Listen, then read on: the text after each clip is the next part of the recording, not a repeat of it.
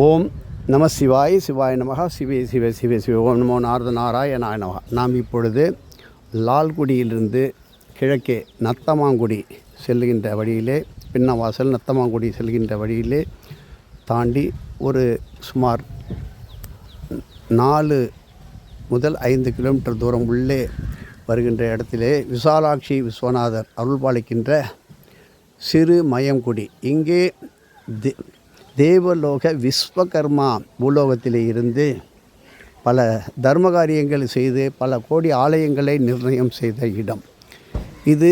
மயன்குடி இருந்த கோவில் அவரால் நிர்மாணம் செய்யப்பட்ட அப்படிப்பட்ட அற்புதமான நல்ல சிவாலயம். இங்கே அருள்பாலிக்கின்ற விசாலாட்சி விஸ்வநாதர் மேலும் நமக்கு இந்த கலியுகத்திலே மிக மிக செல்வ கடாட்சம். ஹலோ, கொஞ்சம் போடு. 100 கிலோ தேவைப்படும். 100 கிலோ வாங்கணும், பரவாயில்லையா? ரைட்டாக போடும். அதாவது குறைவற்ற செல்வம். நியாயமான முறையிலே எத்தனையோ பேர் பொருள்களையும் பணத்தையும் செலவு பண்ணியிருப்பீர்கள். அவர்களுக்கு அருள்பாலிக்கின்ற மயனால் நிர்மாணம் செய்யப்பட்ட பல கோடி சித்தர்கள் மகான்கள் வந்து வழிபட்ட அற்புதமான இடமே, குபேர செல்வத்தை கொடுக்கின்ற இடமே இந்த குபேர கணபதி, ஐஸ்வர்ய கணபதி, குபேர கணபதி.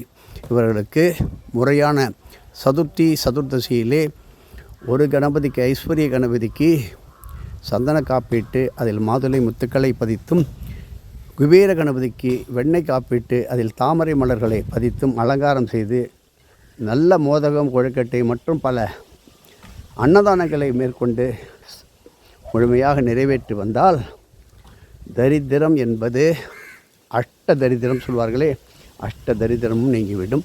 அதைவிட என்ன வேண்டும்? நீங்கள் கண்டிப்பாக நிறையா வரும்.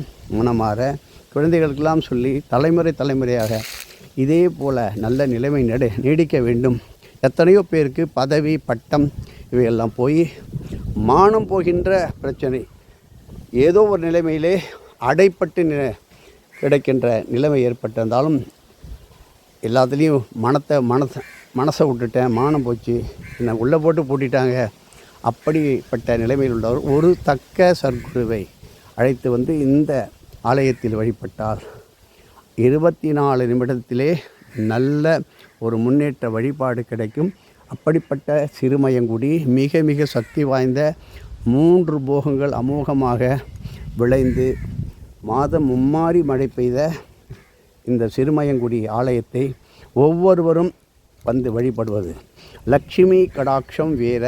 அந்த லட்சுமிக்கே வழிகாட்டி உதவிய குபேர கணபதி, ஐஸ்வர்ய கணபதி, அந்த லட்சுமியும் பூஜை செய்த அவள் பெற்ற வரமும் இந்த கணபதியிடமே.